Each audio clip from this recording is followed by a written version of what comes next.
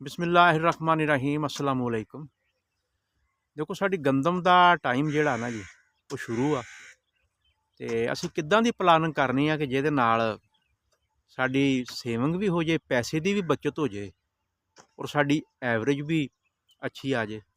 देखो अजज़ाए कबीरा दे विच फास्फोरस जिहड़ी है ना इस वक्त 12,000 रुपए दी ना एक बोरी है ते एक किले ते एक बोरी पा लईए ना ते एवरेज जिहड़ी है ना वो 30-35 मन तो उत्ते नहीं जाती। जब तक असीं 2 ਤੋਂ 2.5 बोरियां नहीं ना पाते तो साड़ी एवरेज 50 नहीं आती।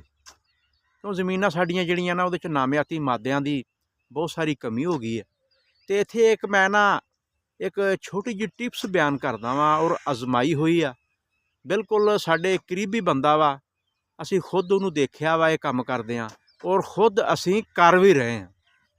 तो तरीका वो की, अगर तुसीं नवें तो चैनल सबसक्राइब कर लो तो बैल का बटन दबा दिओ। बिल्कुल सादा और सिंपली तरीका वा कि सिर्फ तुसीं 10 किलो DAP लै लैनी है। ओनली सिर्फ 10 किलो DAP। अगर तुसीं इहदे पैसे कढ़ लो ना तो अगर 200-250 रुपया भी किलो का आना तो 10 किलो DAP ज़्यादा से ज़्यादा 2,000-2,500 रुपए की है। तो 2,000-2,500 रुपए च अगर तुहानूं किले की फास्फोरस मिल जाए तो कितनी अच्छी गल आ। अच्छा आम सिंपल जिहा तरीका वा कि 10 किलो DAP नूं तुसीं 7 लीटर पानी दे विच भगो देना 24 घंटे वास्ते। 7 लीटर पानी और 10 किलो DAP इनू एक ड्रम दे विच तुसीं भेज देना। 24 घंटे तो बाद वो तुहाडा एक पेस्ट बन जाना वा।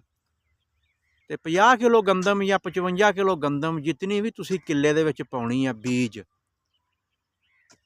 उस बीज नूं तुसीं पॉलीथीन दे उत्ते छापर ते या कोई आम साडी आम देसी एक पल्ली वगैरह हुंदी है उहदे ते तुसीं आपदा बीज जिहड़ा ना उसनूं बखेर लेना।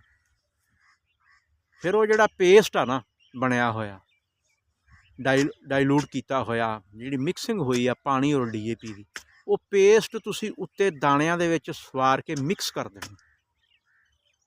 ते मिक्स करदिआं साल ही जल्द ही तखीर नहीं करनी। 5-6 किलो तुसीं रूड़ी लै लैनी है सुक्की। तो रूड़ी तुसीं वो लैनी है जिहड़ी जानवरां दे खुरां वाली आ।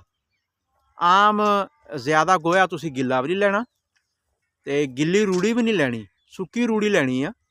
सुक्की रूड़ी लैके ते तुसीं उत्ते ओहदे पा देनी है DAP और जिहड़ी तुहाडी हैगी आ बी, उहनूं अच्छे तरीके नाल तुसीं मिक्स कर लेना। मिक्स करन तो बाद उहनूं 4 घंटे तुसीं खुला छड्ड देना, मतलब धुप्प दे विच कि वो थोड़ी जी मजीद खुश्क हो जाए। तो खुश्क होने तो बाद तुसीं उसदा ना छट्टा दे देना वा ते नज़ारा वेख लिया जी इंशाअल्लाह ताला।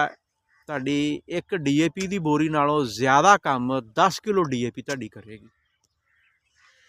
गप शट कर लो, छट्टा कर लो, सुहागे थल्ले दे लो, एक नहीं होनी तो ड्रिल नहीं होनी, बाकी सारे काम हो जाने हैं। लो जी उम्मीद करते हैं कि इस तरीके से अमल पैरा हो के तुसीं पैसे भी बचा लोगे और पैदावार भी अच्छी ले लोगे।